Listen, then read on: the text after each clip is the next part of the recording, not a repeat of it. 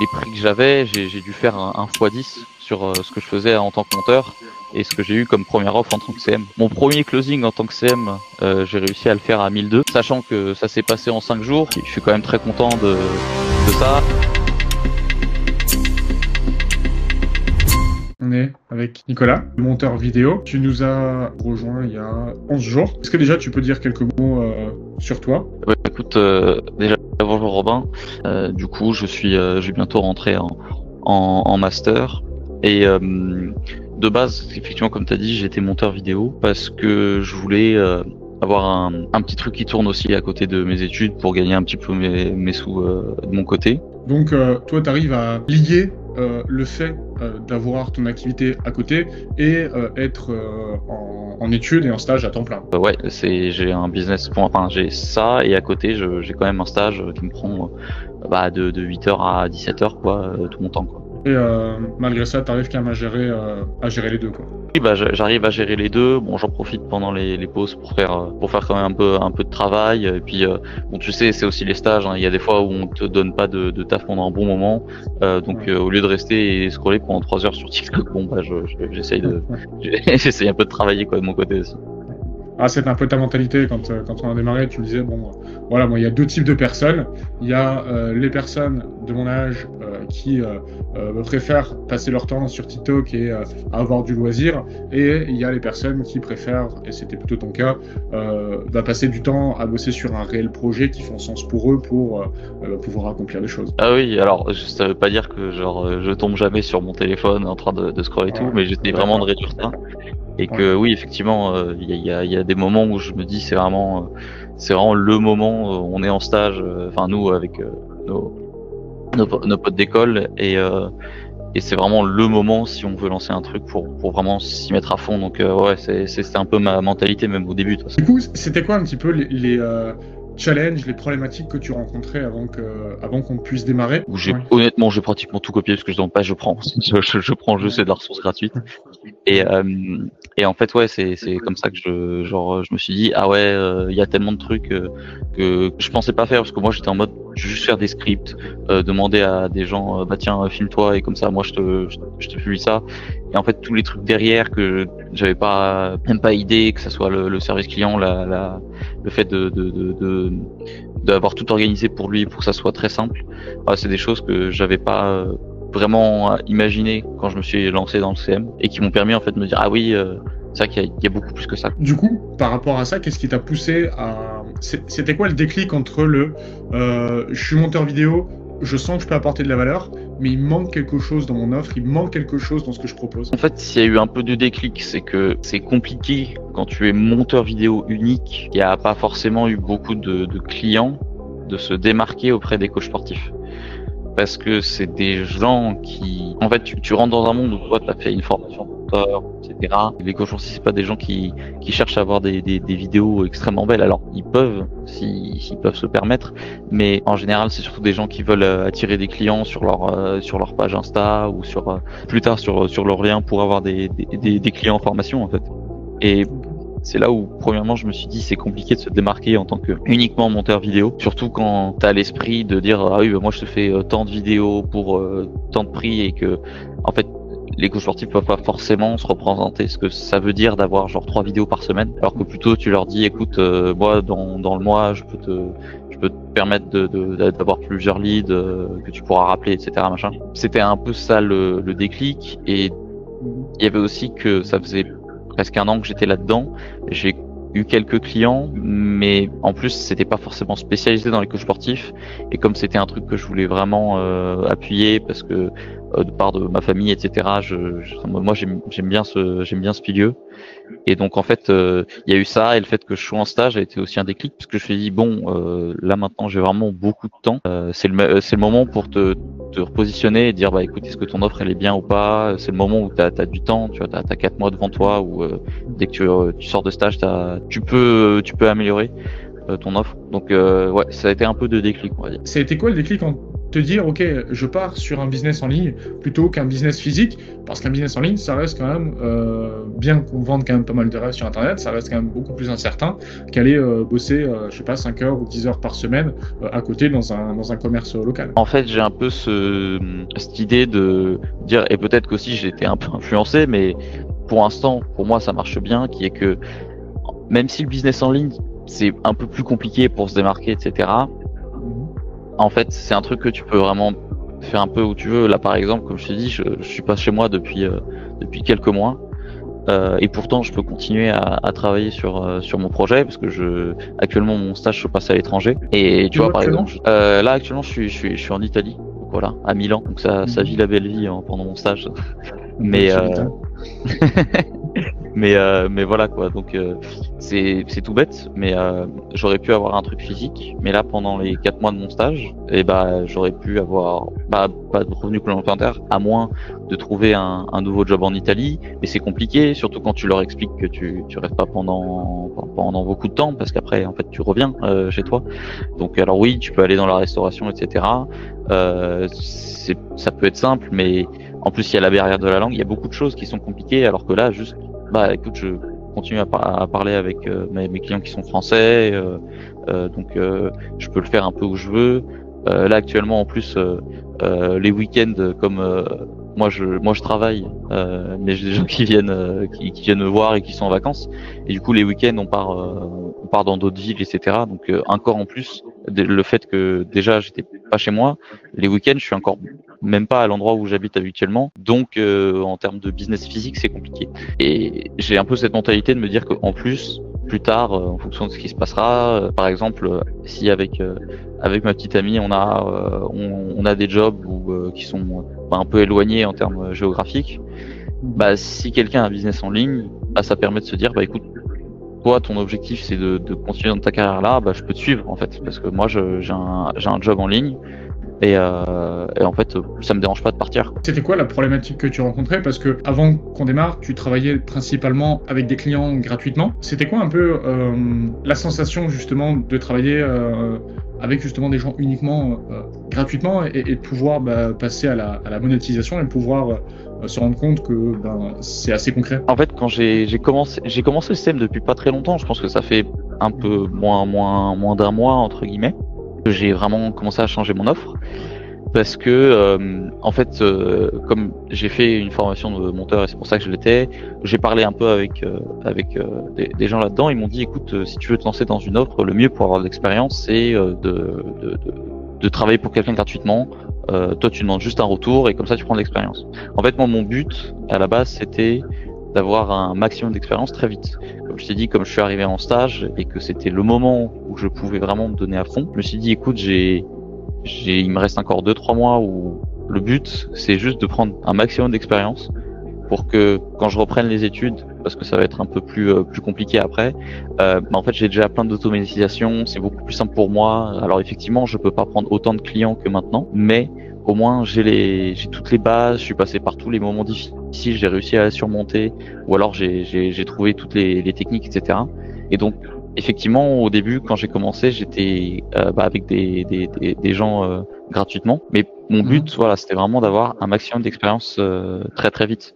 Et c'est pour ça que du coup je me suis dit oui c'est bien de prendre de l'expérience gratuitement, mais si je peux me former encore plus vite pendant ce moment où je suis en stage, je sais que je vais décoller encore plus vite quoi. Justement, intéressant.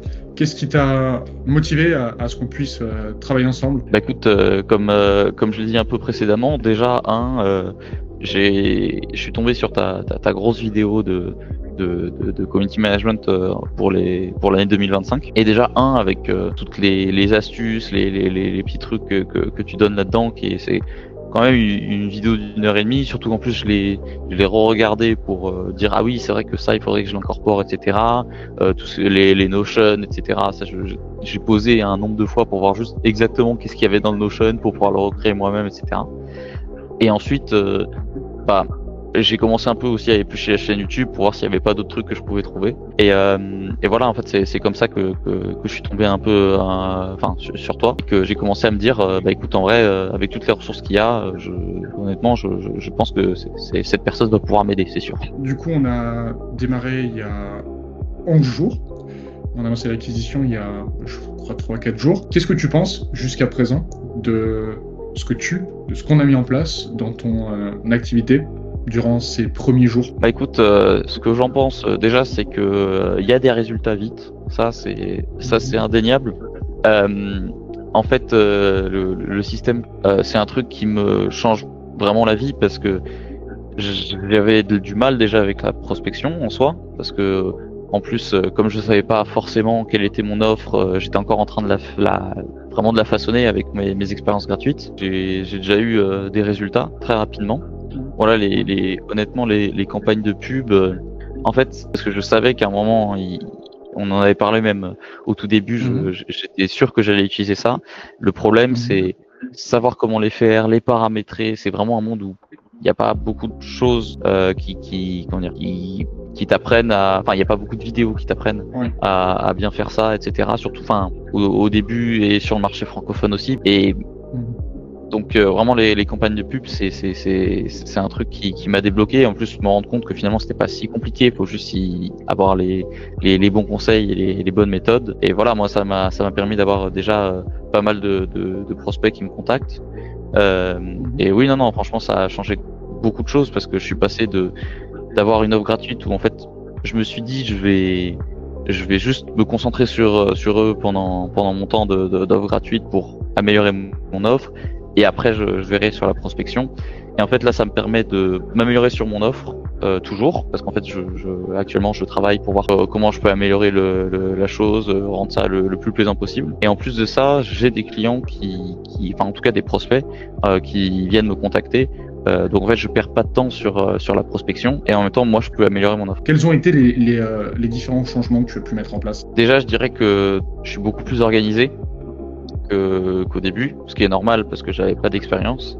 Et du coup, maintenant d'avoir un système bien organisé, ça permet de montrer à tes clients que en fait tu prends tout en main, etc. Parce que même si tu arrives à avoir des clients qui sont d'accord avec ton offre, il y a aussi le fait qu'au tout début, il faut leur réconforter le fait que, il faut leur conforter sur le fait que ils vont être bien accompagnés, qu'ils vont pas regretter ça. C'est vraiment une histoire de se dire, c'est pas parce que j'ai enfin un client qui a accepté mon offre que maintenant il faut tout lâcher et leur donner un peu des petites miettes. Non, le principe c'est que de toute façon, si tu veux que quelque chose marche, il faut que même l'offre derrière après elle soit vraiment au maximum pour que les clients soient contents, quoi. Donc vraiment ça a changé ça, le fait que j'ai une offre bien structurée. Les gens savent pourquoi ils viennent me contacter. Ils savent après pourquoi les gens continuent à travailler avec moi, parce que j'ai un système bien organisé et en fait ça leur simplifie la vie énormément. Et c'est ça que mes clients cherchent. Quels ont été tes défis justement au cours de ces 10 derniers jours, c'est-à-dire depuis qu'on a commencé à bosser ensemble? Ça a été quoi les défis auxquels tu as été confronté jusqu'à présent? Les défis auxquels j'ai été confronté, déjà, en soi, c'est comprendre un peu comment marchaient les pubs, parce que comme je dis, c'est un truc où au début j'étais un peu perdu, je savais pas, même sur le coût des pubs, je connaissais pas vraiment les tarifs, etc. Et en fait, moi déjà j'ai eu un gros changement sur les pubs, j'ai su comment bien les maîtriser, etc. Donc ça c'était déjà un premier défi. Le deuxième, ça a été de se filmer pour faire les pubs, parce que ça c'est un truc où on n'est pas forcément à l'aise, etc. Mais en fait je suis content parce que le fait que ça soit un accompagnement aussi, c'est un truc que moi je privilégie toujours. En fait c'est bien d'avoir quelqu'un derrière toi qui te dit vas-y, fais-le, là c'est le moment, quelqu'un qui te pousse. C'est vraiment un truc que faut pas négliger, parce que effectivement je pense que en termes de motivation, si tout le monde avait la même motivation, t'aurais pas besoin d'avoir autant de gens qui aient des coachs, etc. Mais en fait derrière ça il y a aussi le fait que il y a des moments où par exemple je me disais vraiment gênant de se filmer par exemple ou lire un script. Quand t'es pas habitué, c'est compliqué. Et avoir quelqu'un qui te pousse, voilà, moi il y a aussi ça. Je sais que un de mes défis, c'est aussi de me lancer des fois, parce que je pense beaucoup de temps à réfléchir. Et en fait, c'est là où il faut se dire à un moment, ok, c'est pas grave, au pire, même si c'est pas parfait au début, faut y aller, parce que il faut toujours mieux se lancer que attendre d'avoir un produit parfait. Et de toute façon, ça c'est mon grand défaut, c'est que j'aime vraiment être un peu perfectionniste sur les bords. Et c'est un truc où voilà, ça c'était un défi aussi de surmonter le fait de pas avoir le produit parfait pour commencer à se lancer. C'est voilà, ça c'était un de mes défis aussi. Et voilà, et aussi même se filmer, etc. C'est quelque chose qui est pas forcément habituel, mais voilà, on apprend à force, quoi. Bravo pour ça, c'est vrai que c'est pas facile, mais il y a moi ma meilleure phrase c'est comment peux-tu espérer avoir des résultats différents si tu maintiens les mêmes actions jour après jour. Bah, ça prend tout son sens, effectivement, il faut que tu sortes de ta zone de confort. Effectivement, il faut que tu mettes des actions différentes en place, peut-être te filmer. On n'aime pas ça, surtout au début, et pourtant bah, malheureusement c'est obligatoire hein, si tu veux avoir des résultats encore une fois différents de ceux que tu avais jusqu'à présent. On passe maintenant un petit peu au premier résultat. Donc oui, il y a eu de la signature, mais globalement, en termes de résultats, qu'est-ce que ça change pour toi d'il y a 15 jours, d'il y a 10 jours à aujourd'hui? T'inquiète. Bah du coup, en termes de résultats, écoute, bah la campagne de pub, elle avance bien. On n'est même pas à une semaine. Et j'ai déjà plusieurs prospects quand même qui viennent me contacter. Et en fait, déjà ça fait un peu plaisir parce que ça montre que déjà ce que tu construis, ça a du sens pour des gens. C'est qu'il y a des gens qui sont intéressés. Et ça, c'est déjà la première étape, parce que il y a ça aussi de dire je vais faire de la pub, mais en fait si personne n'est intéressé, ça sert à rien, et ça peut faire un coup à moral. Alors qu'au contraire, quand tu fais de la pub et que tu vois qu'il y a des gens qui sont intéressés, qui t'appellent, etc. Franchement, c'est vraiment quelque chose de cool. Tu te rends compte que bah, ton offre, elle marche bien en termes de qualité et même de ce que tu veux proposer, quoi. Et voilà, ça te permet aussi d'avoir en continu, comme je disais, des prospects avec la campagne de pub. Et pendant que toi, tu t'améliores sur avoir une meilleure offre que tu as actuellement, et ben il y a déjà des gens qui viennent pour avoir cette offre qui est en train d'être améliorée. Et ce côté où t'as pas besoin de passer 3 heures à prospecter par jour pour avoir ne serait-ce qu'un client qui en plus n'est pas forcément très chaud parce que bah, c'est lui qui a été contacté et pas l'inverse, ça change beaucoup.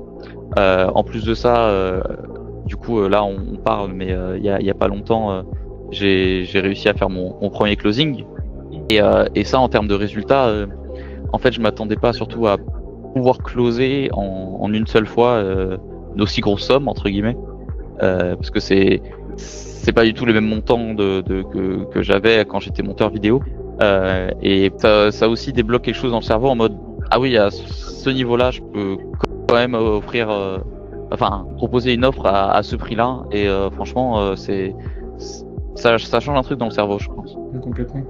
Il y a une nouvelle réalité qui s'ouvre. D'ailleurs, tu me parlais de tarifs.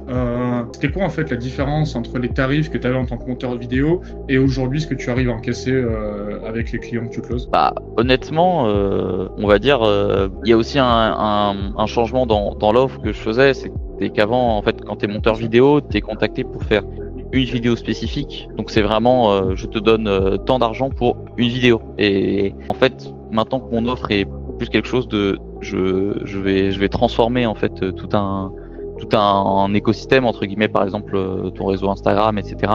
C'est plus quelque chose qui se fait c'est plus juste une transaction de je te fais une vidéo pour ça. Et du coup, en termes de prix, c'est pas du tout la même chose. On va dire que là, les prix que j'avais, j'ai dû faire un x10 sur ce que je faisais en tant que monteur et ce que j'ai eu comme première offre en tant que CM. Cool. Tu peux nous dire en tout cas le montant que tu as réussi à encaisser sur cette première vente? Écoute, moi mon premier closing en tant que CM, j'ai réussi à le faire à 1002. Donc voilà, je suis quand même très content de ça. Alors effectivement, il y a aussi du travail derrière, hein. C'est pas juste une somme que tu reçois gratuitement, mais ça fait plaisir, voilà, de se dire que bah, moi, je suis capable de pouvoir offrir à quelqu'un un service de qualité contre une rémunération qui est égale à ton offre, quoi. Service premium, prix premium. C'est un peu ça, quoi. Comment tu te sens par rapport à ça? Je me sens vraiment, comment dire, très, je saurais pas comment dire. En fait, je suis content pour de me dire que en fait j'ai réussi un peu mon objectif, qui était que en fait pendant ce temps où je suis en stage et que je peux vraiment me donner à fond, et ben je me suis donné tous les moyens pour réussir et avoir genre directement ce genre de résultat. Et je sais que là il me reste encore un mois et demi, sachant que ça s'est passé en 5 jours. Je pense que je peux vraiment avoir beaucoup de résultats si je continue dans ma lancée et que j'arrive à bien satisfaire les clients, parce que il y a aussi un peu ce syndrome de l'imposteur qui peut arriver quand c'est la première fois que tu te lances dans quelque chose. Et je sais que à force d'avoir de l'expérience, ça va encore changer même mon mindset en soi sur avec qui j'ai envie de travailler, pourquoi je le fais, est-ce que j'ai les capacités, etc. Et voilà, c'est le fait de m'être lancé et d'avoir réussi à closer mon premier client au bout de quelques jours. Ouais, c'est vraiment quelque chose qui change ta perception des choses. Et voilà, en plus, moi, comme actuellement je suis en stage en Italie, comme je l'ai dit, et que en fait mon salaire en tant que stagiaire est inférieur au CA que je fais, donc c'est un peu compliqué de se dire que en fait moi je paye le loyer en fait avec le salaire que j'ai. Et tu vois, par exemple, quand j'ai closé, je me suis dit écoute, là je vais pouvoir dépenser un petit peu plus pour passer des meilleures vacances, etc. Donc en même temps ça fait que tu as une meilleure qualité de vie, parce que tu te dis l'argent que tu as eu et tu l'as mérité, donc vas-y, t'as le droit un petit peu de t'éclater, quoi. Ça change quoi concrètement à ça? C'est quoi? C'est on sort un peu plus, c'est on prend plus de vacances? Comment écoute, tu vois un petit peu cette nouvelle écoute, ça, comme j'ai dit, du coup, ça, en fait, comme je pars en week-end pour visiter d'autres villes en Italie, quand j'en profite, et je suis beaucoup plus serein à me dire, vas-y, je peux lâcher un peu plus, tu vois, au lieu d'être restreint, à dire, je vais regarder les restos pour le prix, etc. Et sachant que déjà, quand t'es étudiant, voilà, soit tu vas te faire un sandwich triangle, ce genre de choses, c'est compliqué, surtout en plus quand t'es dans une autre ville avec des gens qui sont là en vacances, en fait. Parce que eux, ça fait longtemps qu'ils sont en mode, vas-y, toi tu pars en Italie, je pars en vacances avec toi, c'est génial, on va faire plein de trucs. Mais sauf que toi, t'es un peu sur la paille parce que tu travailles, mais en fait ça rembourse à peine ton loyer. Donc forcément, pour se dire, vas-y, je peux me permettre d'être un peu plus au niveau de dépenses de vacances, plutôt que juste je suis en stage, quoi. Excellent. Comment il se voit Nicolas dans quelques semaines, quelques mois? Écoute, moi mon objectif, comme je l'ai dit, c'est d'apprendre d'avoir un maximum d'expérience avant de retourner faire mes études, pour que je puisse avoir un petit business qui va tourner. Alors, qui va tourner pas en automatique, parce que je travaille quand même, mais avoir voilà, j'ai plus besoin de me questionner sur mon offre, etc. Alors forcément elle sera toujours à améliorer, mais j'aurai déjà un bon socle, j'aurai déjà des clients récurrents, et ça me permettra moi de pouvoir m'engager sur mes études, prendre plus de temps là-dessus pour réviser, surtout avec les partiels qui seront en fin décembre, etc. Et voilà, déjà moi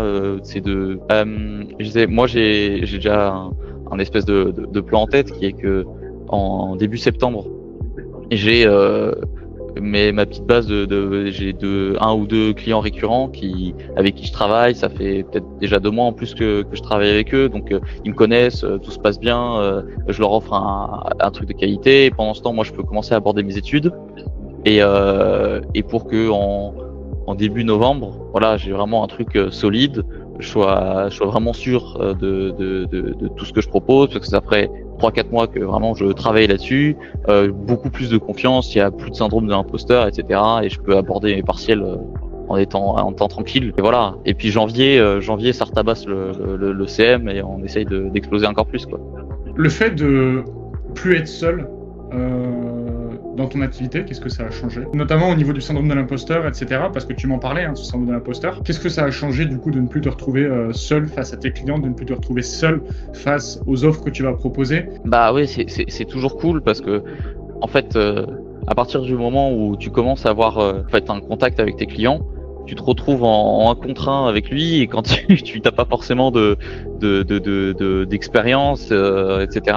Tu te sens un peu perdu, même si toi tu sais ce que tu vas offrir, mais c'est toujours plus compliqué d'être en face de la vraie personne qui dit bah moi j'ai besoin de ça, plutôt que être ah bah je suis en train de créer mon offre, il y a personne qui peut me contredire, moi je dis ah ça c'est génial. Tu te confrontes un peu au marché, et c'est bien d'avoir ce côté où bah tu peux avoir des feedbacks, que ce soit avec toi qui est assez réactif sur WhatsApp, ou alors même envoyer des messages sur la communauté pour se dire bah écoutez, moi j'ai ça comme problème, qu'est-ce que vous me conseillez, etc. Et voilà, moi de toute façon c'est pour ça que je suis quand même très adepte de prendre des formations ou des accompagnements. C'est que le plus important aussi, c'est d'avoir un réseau et des gens qui pensent un peu comme toi, qui ont les mêmes problèmes ou qui les ont déjà surmontés, parce qu'en fait tu apprends déjà beaucoup plus vite.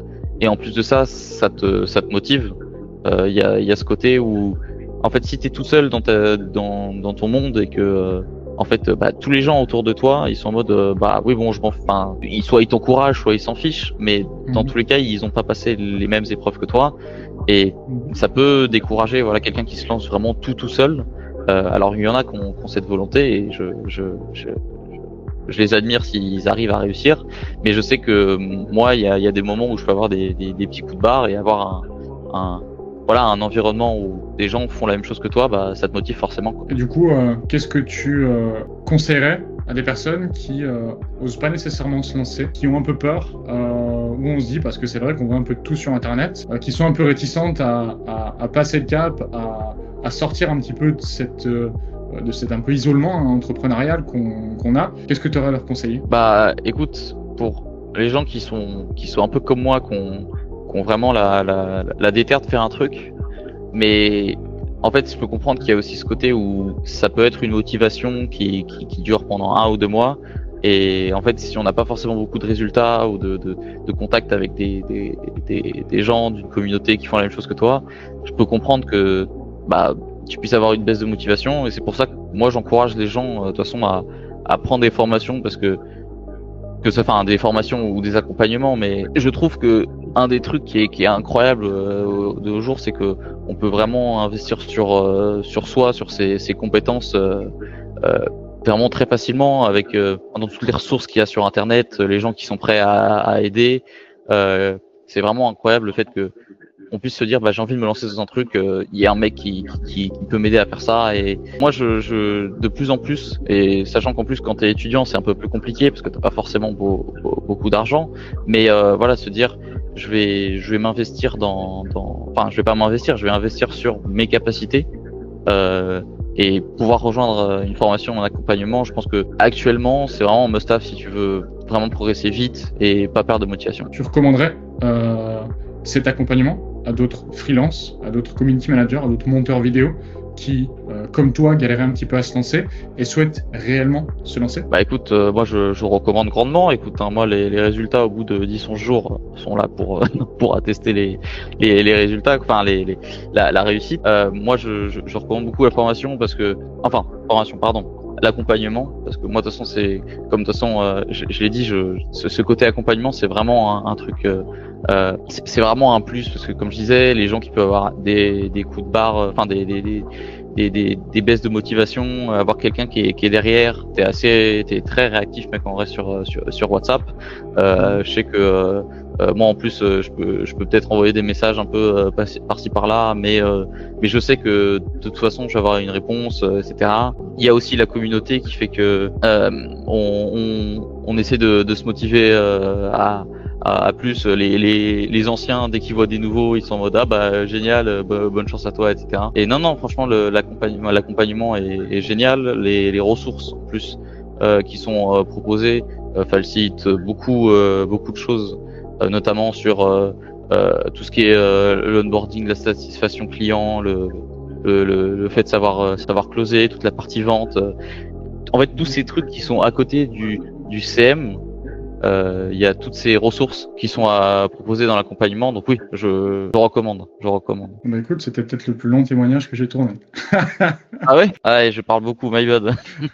Ça m'a, je crois qu'on a fait 45 minutes. Ça m'a pris en retard pour. Ah, merde. Mais écoute, c'était cool, c'est vachement intéressant. Désolé. Vachement intéressant.